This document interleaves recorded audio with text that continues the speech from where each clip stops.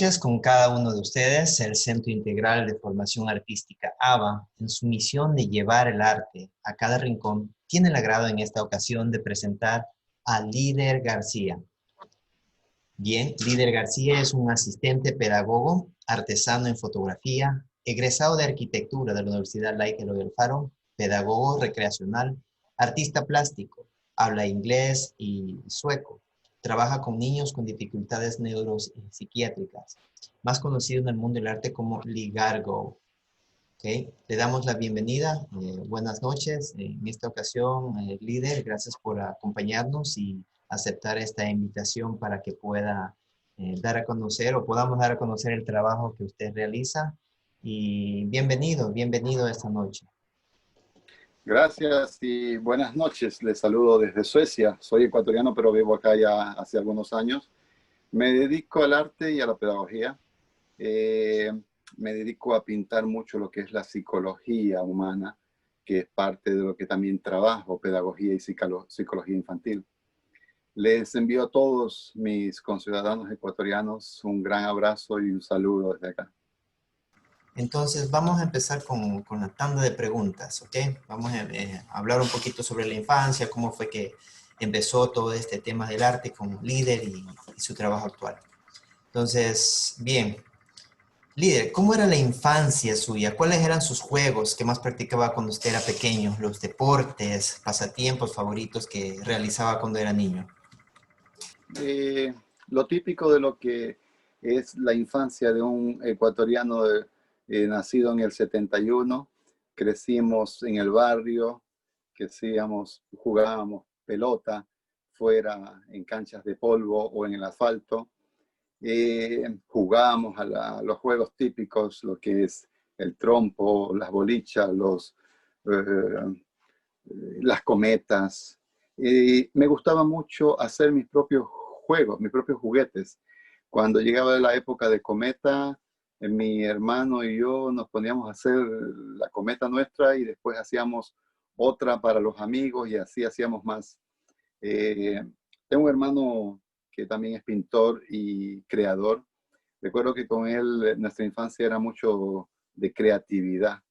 En el patio de la casa teníamos un cine, dibujábamos en papel manteca una serie de gráficos, luego con unos tarros hacíamos un proyector con un foco y teníamos nuestro cine en casa.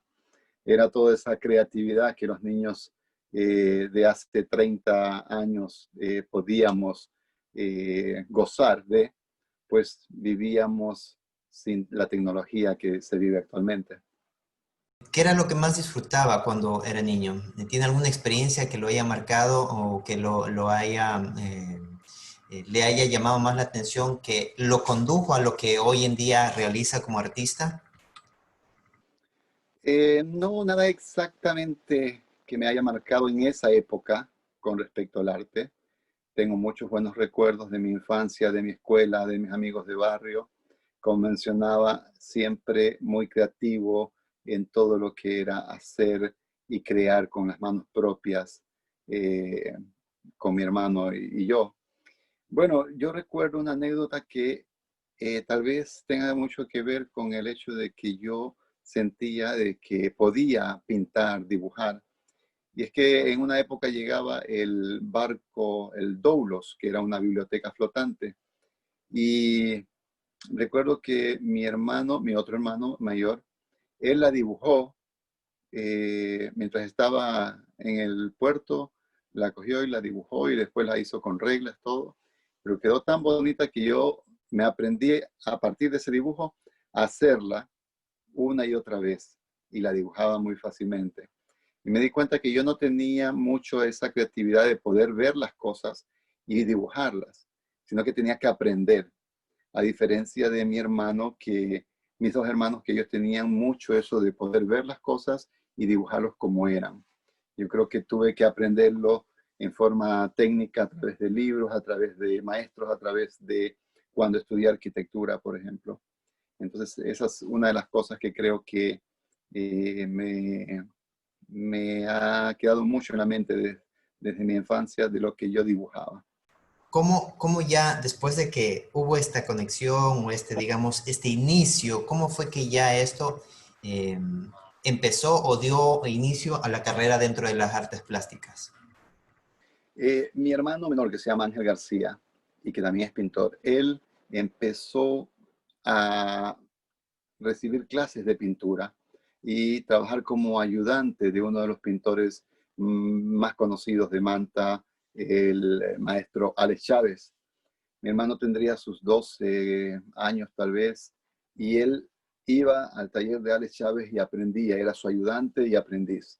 Entonces, cuando él llegaba a casa, me dice, hoy día aprendí esto de cómo se arma un bastidor, de cómo se pinta con óleo, cómo se pinta con acrílico. Y él compartía esos conocimientos porque teníamos diferentes horarios de clases. Entonces, mientras yo estaba en la escuela, a veces él estaba haciendo prácticas con el maestro Alex Chávez. Y él compartía esos conocimientos conmigo y creo que así fue naciendo más el conocimiento y las ganas de aprender más.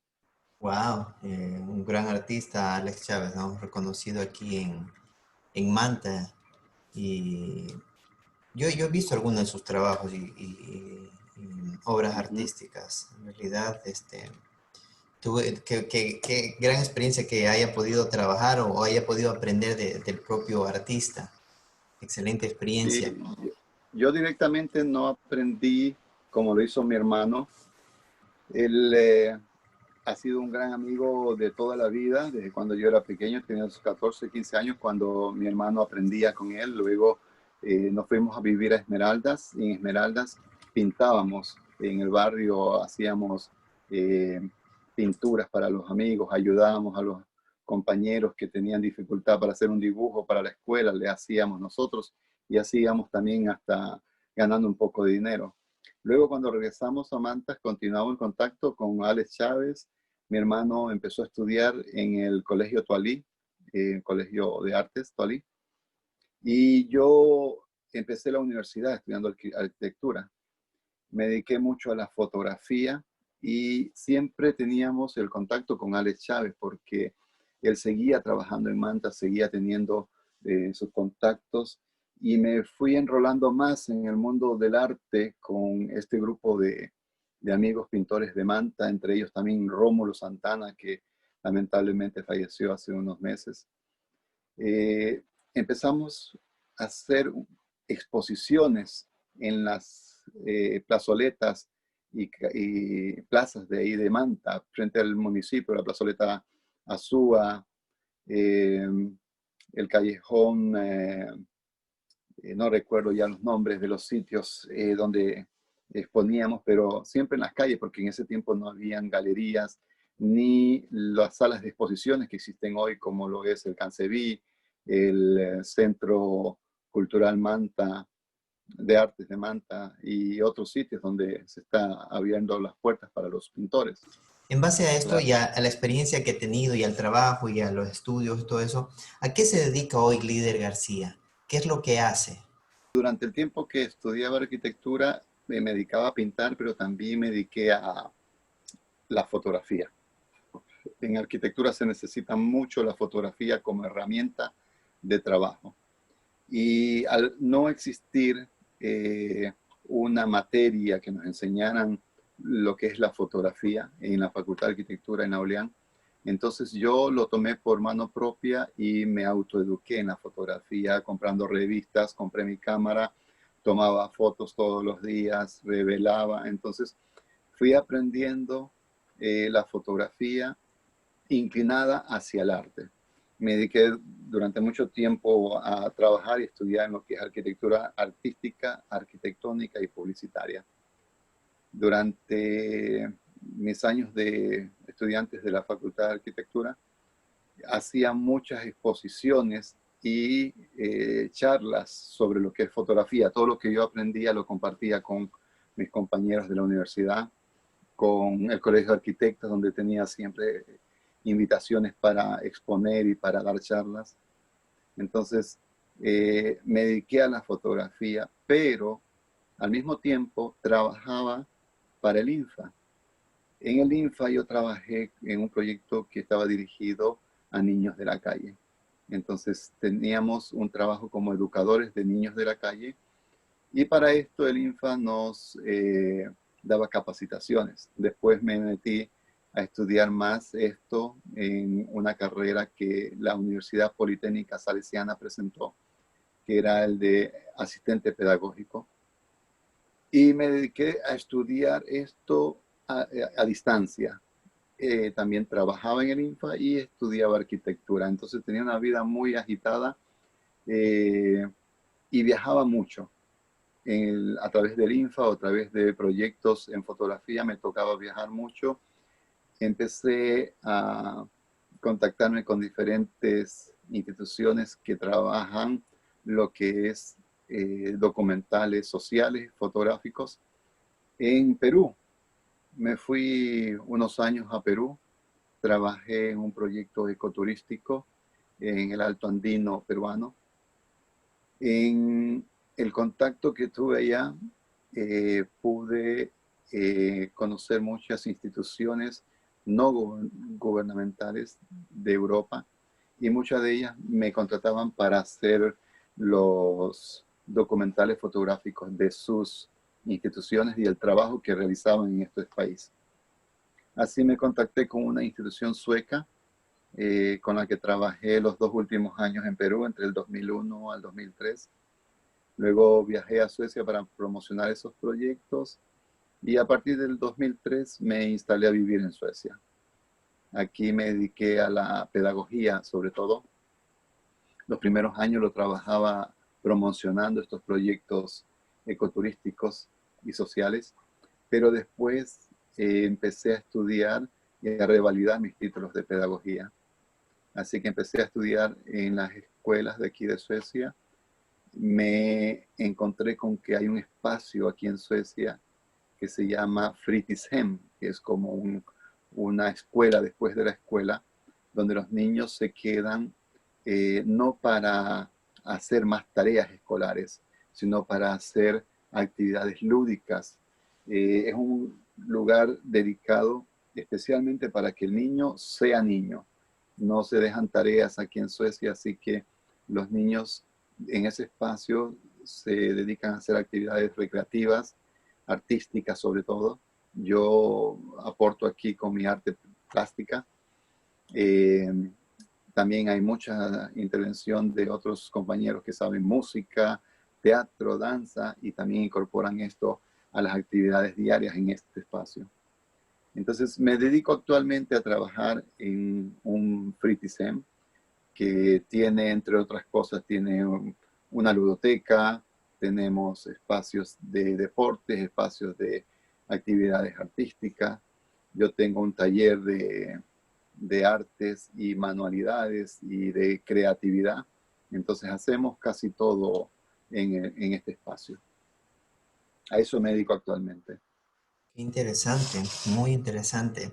¿Cuántos años ya más o menos lleva realizando o trabajando profesionalmente lo que realiza, tanto en la pedagogía como en la fotografía, las artes plásticas? ¿Cuántos años suma en total su carrera? Ya desde el 2007 que recibí mi título o la validación de mi título aquí en Suecia, tuve que estudiar unos años lo que fue el idioma, eh, compensar con estudiando otras materias que no había visto en Ecuador y después fui incorporándome a diferentes cursos aparte para aprender un poco de lo que es el trabajo con niños que tienen dificultades neuropsiquiátricas. Aquí en Suecia es muy avanzado este proceso de trabajar con estos niños que presentan, entre otras dificultades, por ejemplo, Asperger, autismo, TDAH, dislexia, discalculia, TOC, en fin, o sea, hay mucho trabajo que realizar con niños de escuela que tienen alguna de estas dificultades de aprendizaje por su condición neuropsiquiátrica. Entonces, me fui especializando y a partir del arte empecé a hacer terapias con los cursos que recibía, iba incorporando mi conocimiento artístico con las terapias para trabajar con estos niños. Excelente. Entonces, me imagino que dentro de todos estos años y todo este trabajo realizado, alguna experiencia, alguna anécdota tiene que haberle ocurrido, algo que recuerde que nos pueda comentar o mencionar, alguna anécdota en especial en todo este trabajo que usted ha realizado. Bueno, sí, son muchas, sobre todo anécdotas con mis alumnos del proceso de aprendizaje, de cómo he podido notar los cambios grandes que ha habido con niños que tienen dificultades neuropsiquiátricas, sobre todo los niños con TDAH, que yo trabajo mucho con ellos. Eh, Recuerdo que tenía un alumno al cual eh, por la cuestión de la hiperactividad y la falta de concentración, no podía estar más de 5 minutos en clase, por ejemplo. Entonces, mi alternativa era eh, estar los primeros 5 o 3 minutos en el inicio de la clase, en contacto con la profesora o el profesor de la clase, recibía los materiales con la información de lo que se iba a trabajar en ese día, en cada materia. Entonces, por ejemplo, yo cogía la materia de matemáticas, la materia de biología, todo, y hacía documentos con gráficos, con dibujos, con los cuales yo trabajaba con este chico. Si eran las matemáticas, por ejemplo, nos poníamos a hacer casas de cartón, estilo maquetas. Entonces, aquí el niño sí cogía interés y empezaba a medir usando el escalímetro, la regla, empezaba a medir, a sumar, a restar y jugaba con las matemáticas. Luego en biología, por ejemplo, recuerdo que en una ocasión estábamos trabajando acerca de los hongos y de todos los tipos de vegetación que se presentan en el otoño. Y él no quería estar en clases, pero tenía que cumplir con el presentar trabajos que representaran lo que él había aprendido para poder obtener su calificación. Y pues entonces mi alternativa era llevarlo a la naturaleza. Aquí Suecia goza de mucho área verde, muchas áreas verdes por todos lados. Justamente a un costado de la escuela hay un pequeño bosque. Solíamos caminar con el chico con el que yo trabajaba. Recogíamos hongos y él me iba hablando del nombre de cada hongo, me iba enseñando a mí como extranjero los nombres de los hongos típicos de Suecia, cuáles eran comestibles, cuáles eran venenosos, y me di cuenta del alto conocimiento que tenía. Entonces, yo lo que traté de hacer es que esos conocimientos él los pudiera presentar a través de trabajos. La alternativa creativa y artística era hacer maquetas. Por ejemplo, si era hongos, hacer maqueta de un hongo y luego él lo llevaba al grado y hablaba, hacía una exposición. Pero la dificultad que tienen estos niños, una dificultad grande que tienen es que son muy tímidos para presentarse en público. Así que lo que tenía que hacer o optar era grabarlo mientras él exponía para mí. Y luego se lo presentaba en clases. Y la profesora sí se daba cuenta los altos conocimientos que este niño tenía, a pesar de que no los quería mostrar o no era capaz de mostrarlos en clase. Qué mejor manera de aprovechar esa experiencia que usted ha tenido, líder. Muchas gracias por compartirla.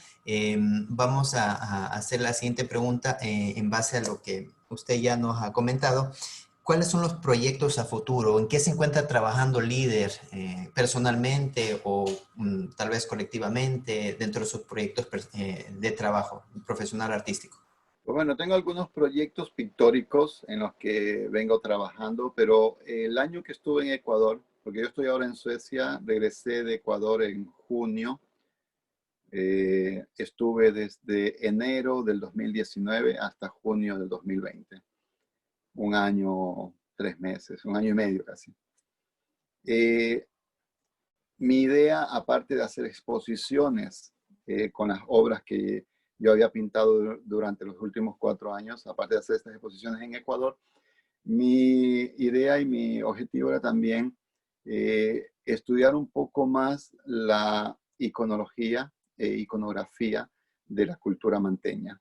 No solamente la cultura manteña, sino también de otras culturas precolombinas, pero la cultura manteña como que iba a ser el inicio. Entonces el trabajo ha consistido en estudiar la iconología, todos estos símbolos que aparecen en las cerámicas, en los sellos, en las estelas, en algunos restos arqueológicos que se han encontrado de la cultura manteña. Entonces, también tengo algunos de la cultura jamacueque, pero ahora quiero concentrar mi trabajo inicial con todo lo que es la cultura manteña. Entonces, inicié este proyecto ya hace unos 2 años y medio atrás, casi 3. Eh, Inicialmente fue una especie de diseños para una empresa de ropa de Inglaterra que me había pedido y que está en una página que se llama shopvida.com. Ahí subo yo mis diseños a esta empresa y eh, toda la vestimenta que se vende ahí tiene los diseños que yo he creado a partir de los iconos y de los símbolos precolombinos de la cultura manteña. Entonces, cuando estuve en Ecuador, estuve trabajando más, investigando, visitando algunas bibliotecas, también en forma digital lo hice. Estuve también viendo libros que no se consiguen acá en Suecia sobre la cultura manteña. Y contacté también mucha gente que tiene muchos estudios en esto. Eh, una gran amiga, la arqueóloga María Isabel Iturralde, que fue eh, coordinadora o directora del Centro Cívico Ciudad Alfaro. Ella tiene una tesis sobre la iconología de la cultura, de las culturas de la costa ecuatoriana. Y con ella estuve en contacto también para ver este material. Otra gran amiga que está enlazada en esto es la licenciada doctora Libertad Regalado, que también tiene mucho trabajo en esto.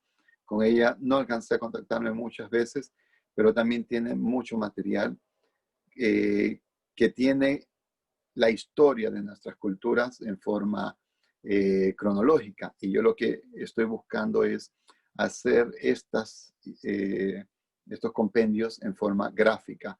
¿Para qué? Para que nuestros jóvenes, nuestra cultura, empiece a tener una cultura visual autóctona. Vemos, por ejemplo, en Centroamérica, las culturas maya y azteca se caracterizan mucho por sus sellos, por sus tejidos. Y siempre en el resto de Europa es fácil identificarlos. Entonces, cuando yo empecé a hacer estos diseños, muchos pensaban que eran diseños de Centroamérica, pero yo les dije que no, que estos diseños son autóctonos de la cultura manteña. Y así mi idea era poder crear símbolos que fueran utilizados por arquitectos, ingenieros, eh, en las fachadas de las casas, no solamente como símbolo, sino también como recurso estético de diseño. Estamos acostumbrándonos a diseñar el estilo de Miami, al estilo de Europa, de Grecia, porque nos llama la atención. Pero ¿qué tal si empezamos a diseñar lo autóctono, lo nuestro, con materiales nobles como la caña de guadúa, como el bambú, y también con diseños autóctonos como son los sellos que podemos encontrar en la cultura manteña y en todas las culturas del litoral ecuatoriano. Qué interesante. Me recuerda un poquito a Adolfo Chunga, escolar, no sé si lo recuerde, que estuvo en una exposición. Él hablaba un poco sobre el arte precolombino y cómo esto es importante que lo tratemos de convertir en algo visual para que los jóvenes de ahora que no saben o no conocen sobre nuestras culturas, pues aprendan a través de una manera gráfica, que es básicamente lo que usted está mencionando. Esa, no sé si nos puedan mencionar un poquito sobre lo que tenemos aquí, estimado líder, más Ah, conocido como perfecto. Ligargo. Por ejemplo, si alcanza a ver, si Sí, puede ver mi pantalla. Sí, en esta Ya. primera página están los afiches de, de las diferentes exposiciones que alcancé a hacer en Ecuador durante el año y medio que estuve allá. Una de las primeras exposiciones fue en Puerto Viejo, en el eh, Museo Centro Histórico de Puerto Viejo. Luego, esa fue una exposición individual. Luego hice una exposición colectiva en julio en la sala Juan Villafuerte de la Casa de la Cultura, perdón, del Ministerio de Cultura en Quito. Antes de eso había hecho una exposición especial en la tertulia, en la casa de Libertad Regalado, la doctora Libertad Regalado, habíamos organizado una tertulia con exposición de mis cuadros ahí. Luego estuve en una exposición colectiva en Guayaquil llamada Encuentros. Era un encuentro entre muchos artistas que nos conocíamos de muchos años atrás, entre esos Alex Chávez, eh, Portilla y muchos de pintores que están relacionados con el arte en Guayaquil. Casi todos viven en Guayaquil o son de Guayaquil, han trabajado mucho en las peñas y han expuesto mucho allá. Y teníamos unos 20, 25 años que no nos veíamos, así que el Museo Novoa de Guayaquil nos abrió las puertas para hacer esta exposición colectiva. Luego realicé una exposición individual en el Centro Cultural Manta, frente a la playa. Luego en el Centro Cívico Ciudad del Faro, también, y en Guayaquil, en la Casa de la Cultura. Bueno, estas son obras de la colección Rastros de Rostros. Como pueden observar, estas obras presentan yuxtaposición de figuras que en la percepción óptica, ¿no?, que es la Gestalt en psicología, nos presentan una imagen a partir de diferentes figuras. ¿Por qué? Porque el cerebro juega con nuestro pensamiento y nos hace las cosas fáciles, las cosas que están desordenadas, las ordenas para que nosotros podamos comprender. Entonces yo he jugado con esas formas y he puesto un ojo aquí, un ojo allá y una boca, entonces ya vemos un rostro. Por eso he llamado rastros de rostro. Yo trabajo mucho con la psicología. Podemos pasar a la siguiente y vamos a seguir viendo los rostros. Trabajo mucho con la psicología, entonces estos están determinados como máscaras, pero no máscaras para cubrir el rostro, sino para descubrir la personalidad. Entonces, me ha gustado ver que en las diferentes exposiciones, cuando los observadores están mirando estos cuadros, se sienten identificados por uno u otro. Y eso es a partir de la personalidad de cada persona. Asimismo, hay muchos que se han sentido estresados o con ira o con rabia o con alegría. O sea, diferentes sentimientos con uno u otro cuadro. Este también es parte. Con este cuadro participé en Gotemburgo en el año 2016, perdón, 2017. Gotemburgo prepara un gran festival para el año 2021 porque cumplen 400 años y están haciendo un concurso de murales. En el 2021 este mural va a ser pintado en las calles, en una de las paredes de lo que es un recorrido de 21 kilómetros, una media maratón que organiza la ciudad de Gotemburgo, y ellos combinan maratón, o sea, es deporte, artes, sociedad y turismo. A través de la maratón se va viendo las cámaras, las diferentes calles, y las calles van a presentar los diferentes edificios con estos murales. Y esa es la idea que tienen para celebrar los 400 años de Gotemburgo. Aquí seguimos viendo rostros también y juego casi siempre con colores fuertes porque son algo típico de nuestra naturaleza latinoamericana. Podemos pasar a la siguiente. Este cuadro de aquí es un poco más personal, pintado hace un año y medio, pero es una historia una anécdota de mi niñez, bueno, mi juventud. Tenía 18 años cuando tuve un accidente de motos, entonces este cuadro representa eso. Ok, entonces creo que hemos aprendido bastante en esta ocasión del trabajo profesional, psicológico, artístico, fotográfico, arquitectónico que realiza nuestro invitado, líder García. Para terminar ya como última parte, vamos a hacer las preguntas de rigor que en toda sesión o toda entrevista realizamos a nuestros invitados. Para usted, líder, ¿usted considera que el artista nace o se hace? Bueno, yo creo que todos los seres humanos nacemos con ciertas habilidades que nos ayudan a hacer más fácil una tarea. Creo que el ejemplo que puedo poner más es el de si yo, mi hermano menor, que tiene una capacidad estudiando, practicando, él también lo ha hecho y lo que ha hecho es mejorarla entonces. Pero entonces yo lo que diría ahí es que las dos cosas son las que aparecen en la vida de un artista. Un artista no nace así nomás como por arte de magia. Mi hermano, a pesar de que tenía habilidades, tuvo que hacer prácticas, tuvo que ponerse a estudiar. Entonces lo que desarrolla ahí es que él era más avanzado que sus compañeros. En mi caso, yo lo que tuve que hacer, porque no tenía esas habilidades, tuve que estudiar más, tuve que practicar más. Y aún así, creo que siempre estoy estudiando y practicando. Entonces, las dos cosas van de la mano. Si un niño vemos que tiene capacidad y talento para el arte, ¿qué más lo que tenemos que hacer es tratar de que lo haga más, de que lo siga haciendo, para que lo pula, para que se convierta en un artista como lo han sido Leonardo da Vinci, Miguel Ángel y todos esos maestros, ¿no? Si nosotros nos quedamos en decir que nacemos, entonces estaríamos limitando a esas personas que nacen con esos talentos. Esa persona que nace con ese talento igual tiene que pulirla.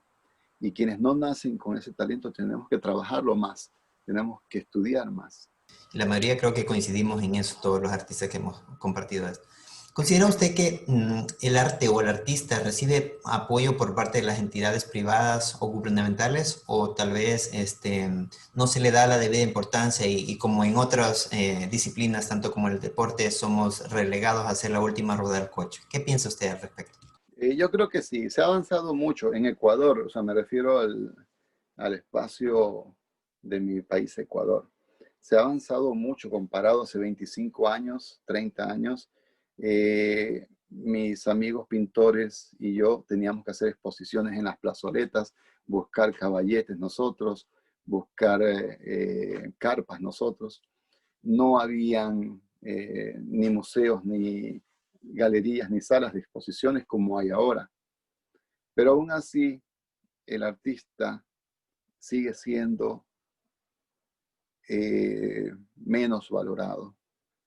Eh, Hay mucha gente que hace arte tan lindo en nuestra ciudad, en Manta. Artes de diferentes formas, en música, teatro, eh, pintura, escultura.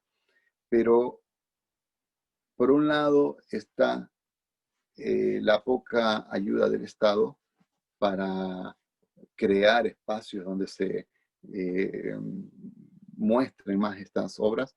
Y por otro lado también está la idiosincrasia de nuestra gente que no ha tenido la oportunidad de estudiar o de aprender a leer la cultura y el lenguaje visual. Creo que eso es algo de lo que es la parte más fuerte, de que nuestros ciudadanos no están acostumbrados a leer el, el idioma visual. Nosotros tenemos un idioma visual actualmente en los últimos 30 años. El idioma visual ha ocupado un espacio más grande. Vemos imágenes todos los días, vemos imágenes en el teléfono, en la computadora, en la tele, en las propagandas, pero son imágenes que no sabemos leerlas porque somos analfabetos visuales, no sabemos qué significan exactamente. y es así como eh, las grandes empresas se aprovechan también de esto. ¿Y qué pasa con el arte?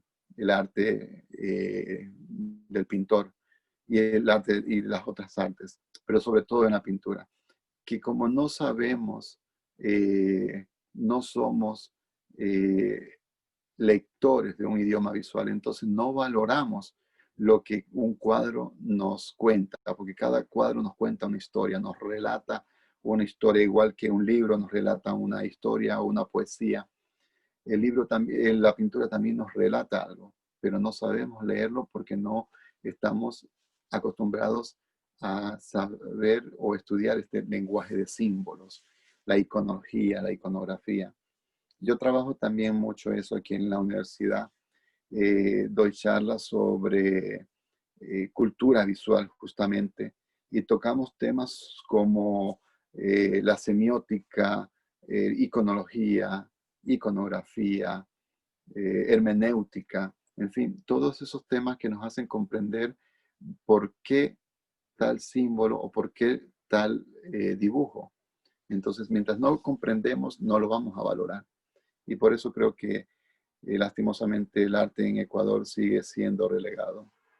Así es, yo creo exactamente, ha hecho una excelente observación e interpretación de cómo se debería apreciar el arte y me parece genial que tengamos que aprender a leer e interpretar bien todas esas simbologías y señales que se nos dan a diario. ¿Qué otra cosa más fuera del mundo artístico o si no relacionado a este realiza o practica Lidia García? Y con esto ya un poco más terminamos antes de pasar a la parte de sus contactos. Bueno, dentro del arte me dediqué muchos años a la fotografía, a hacer documentales fotográficos y sigo trabajando de vez en cuando en fotografía artística. Luego, en cuestión de deportes, durante muchos años practiqué el ajedrez en la universidad, sobre todo y en el colegio. De vez en cuando juego una partida de ajedrez cuando encuentro un contrincante. Tenis también suelo jugar cuando tengo tiempo y con quién jugar también.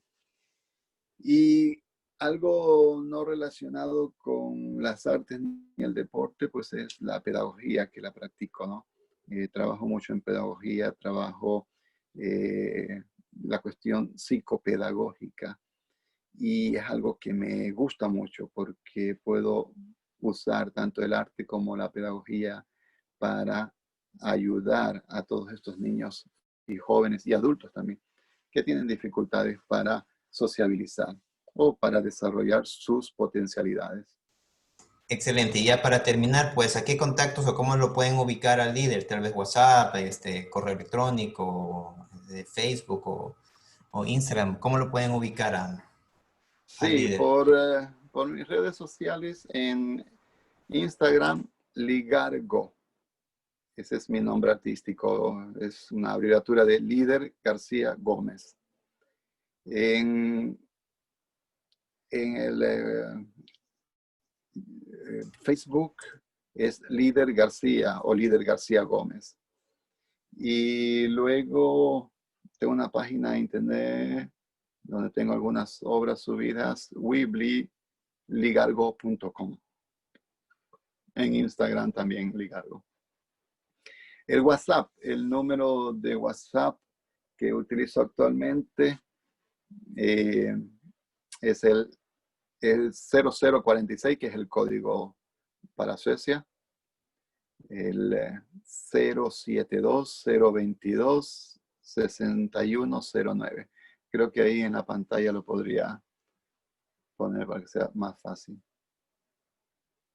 Perfecto, sí, esos son los contactos. Nuevamente en el WhatsApp, el más 46-720-226109 para que lo puedan ubicar. Su correo electrónico es ligargo@yahoo.com. En el Facebook lo encuentran como Líder García Gómez.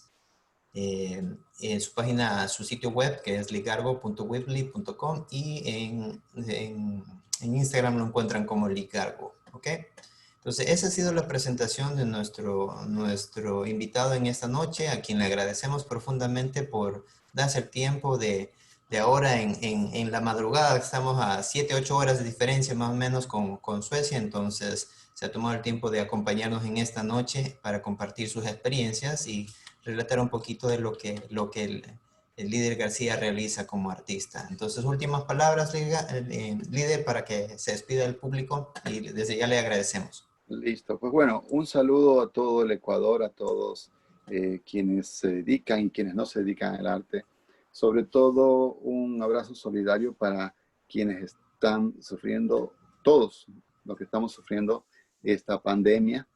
Eh, es un reto bien fuerte, una lucha entre el bien y el mal, entre un virus y nosotros como seres humanos, como especie que tenemos que sobrevivir. Así que creo que la solidaridad es lo que nos puede mantener vivos. Seamos solidarios manteniendo la distancia, usando las precauciones de vida y respetando el espacio de los demás. Eso es. Gracias por esta oportunidad.